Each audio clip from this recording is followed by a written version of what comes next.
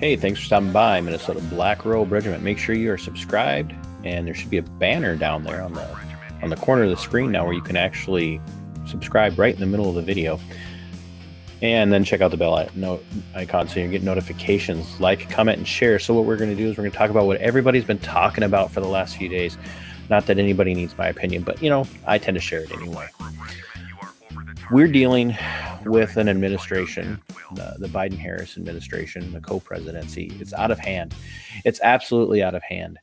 And we had a hint of how out of hand the public sector servants were earlier, and several months ago when we saw that they were going door to door to do Coof testing in different places, and the state of Minnesota signed on with that, and how the little town of Eitzen, Minnesota, was labeled a racist town because people ran the Coof teams in Minnesota Department of Health and others right out of town because they were all a bunch of racists. Literally, that was how the story was painted, even though that had nothing to do with any sense of truth. It wasn't even close to being a kissing cousin of somewhat true statements. It was literally an exaggeration put out by the team to try and discredit the little town of Eitzen. And that's been the agenda. You have to understand that by and large, for the most part, there's a very small sector of the public sector that aren't Marxists. They're just not. There's just a tiny sector. And for the most part, those people exist within the rank and file of law enforcement and corrections. The vast majority of people within law enforcement and corrections and in the military are pretty constitutionally minded. Now, their leadership, not necessarily. We see that in a lot of police chiefs and sheriffs and stuff are very much political animals. And they'll do whatever they have to do, say whatever they have to say to stay in office or to not be canned by the mayor or the city council. The sheriffs, there again, they're not appointed, they're hired by the people through the voting process, and they'll do whatever the people say. So if you happen to be in a leftist district, your sheriff is going to take on leftist policies. His rank and file may not be leftist, but the sheriff will take on leftist policies. And so what we're seeing now is an outworking of that leftist agenda in the idea of people going door to door to check on you to make sure you've gotten the Coof jab. And people, you have to understand, this sounds so innocuous. Some of you are already outraged, but most people are sitting there going, what's the big deal? Who cares if somebody comes and knocks on my door and asks me if I have the Coof jab? I just don't have to tell them. Look, this is where it starts. And this is not conspiracy theory. This is just, you have to use logic. You have to use the power of deduction, the power of reasoning. And you have to understand, if they can come and knock on your door and say, we're here to verify whether or not you've had the Coof jab. And those of you who don't know, I use the term Coof jab because the other phrases will get you either warned, get you a strike, or something on different media platforms. So I say Coof jab to beat the algorithm. Sooner or later, the algorithm will catch on and I'll get a strike or a warning or something. But so here we are. They're going door to door, and they're not. We're here because we want to verify whether or not you've had the Coof jab. A lot of you are going to go, oh yeah, I've had it. Or a lot of you are going to say, oh no. Because you're not going to think. Because you're not thinking in general. Just because somebody from the public sector, and I'm really trying to stay away from the phrase government or the word government or a governmental body, because in the United States Republic, we are a government of the people, for the people, by the people, right? Government is not that building over there that people work out of. Government is not your city hall. Government is not your city council. Government is not your county commission. Government is not your county buildings. Government's not at the state level. That's not government. You're the government. So when a public sector, public servant comes to your door, these appointed people who are hired to do a job, they don't have the authority to knock on your door. They don't have the authority to ask you a question. Are they free to ask that question? Sure, but you're not required to answer, but most of you are going to just volunteer answers.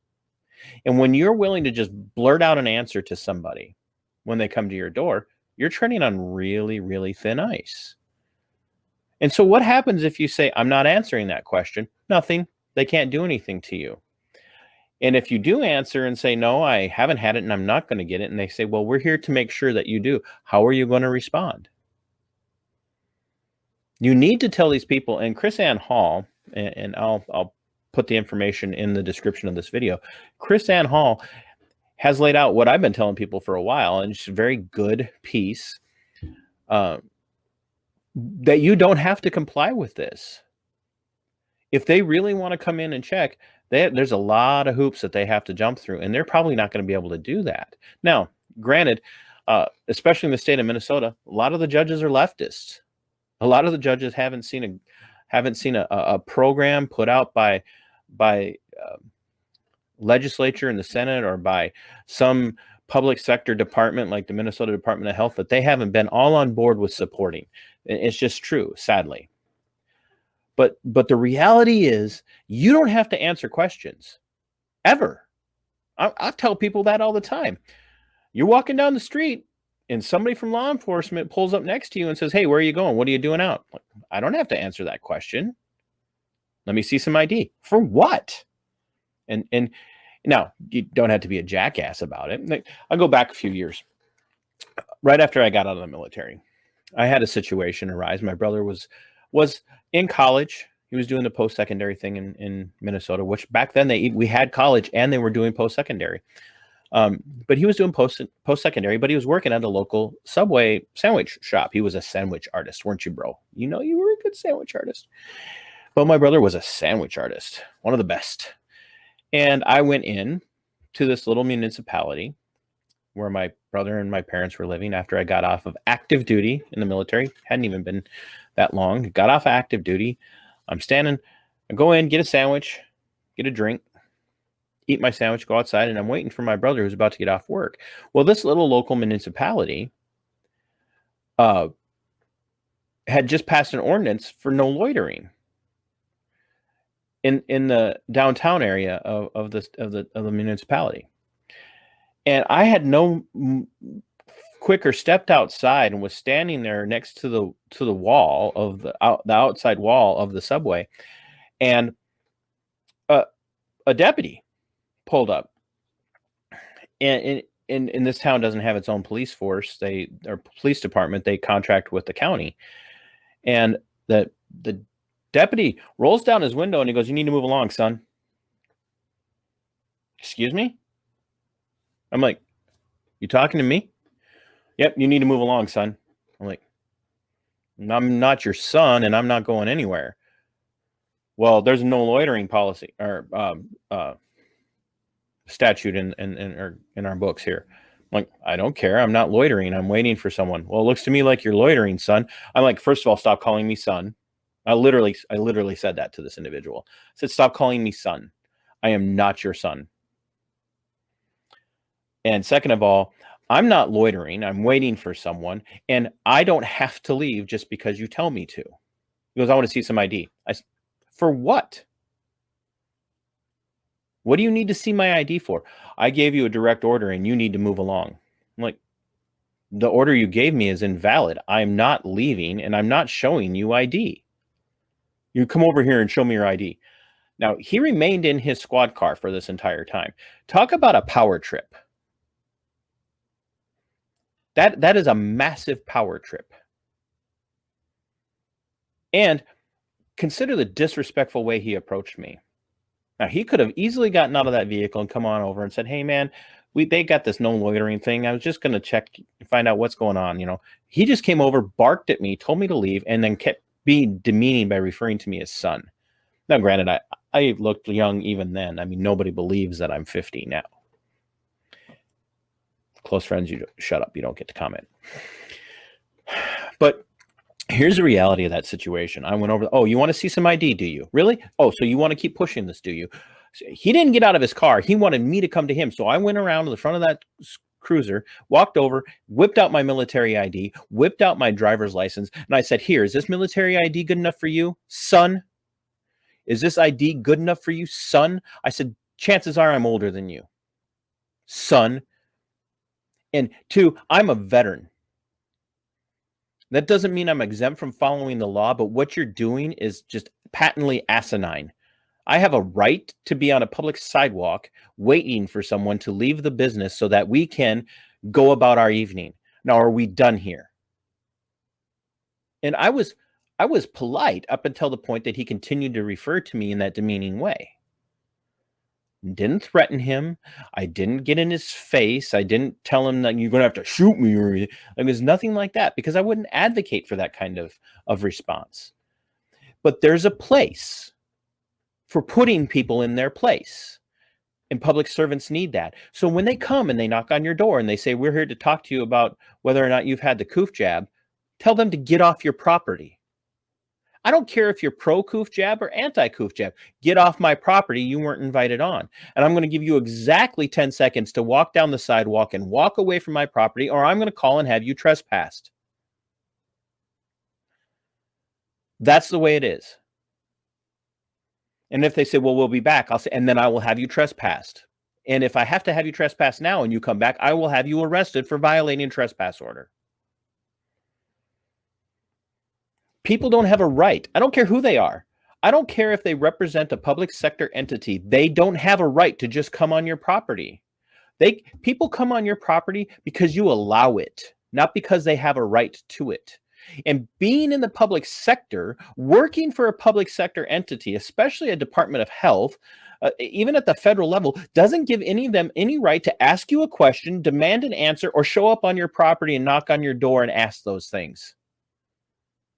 It is high freaking time that we the people, the government of the people, by the people, for the people, it's high freaking time that we stood up, rose up, and said, enough's enough. You're not doing this anymore.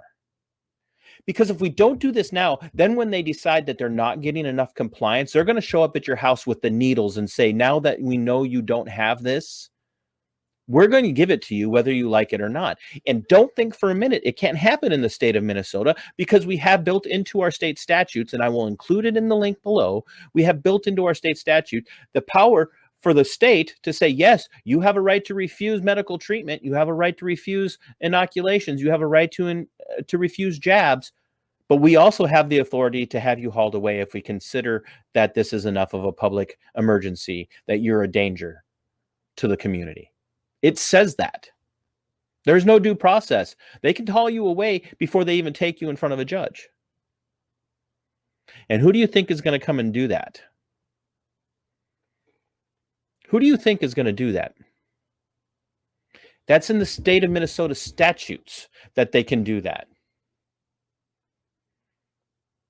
And don't think for a minute that the federal government will not align itself with the state if it's already in the statutes to use that against you.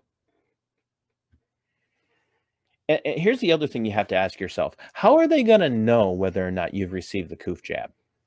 How are they going to verify that? What tool are they going to use to know whether or not you're telling them the truth?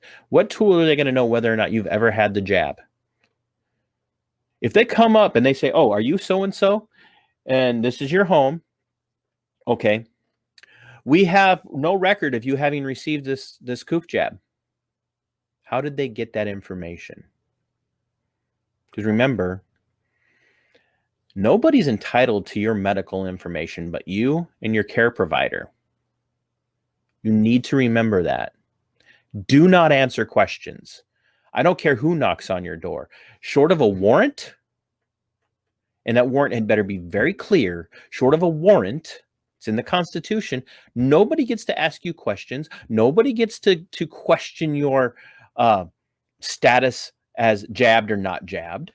Nobody gets to go and demand, give us a list of everybody in the county that's been jabbed or in the city that's been jabbed so we can go door to door to the people who haven't had it and make sure that they do get jabbed. If they show up at your door, kick them off your property, do not answer their questions, and tell them to leave, or you will have them trespassed or even arrested if they continue.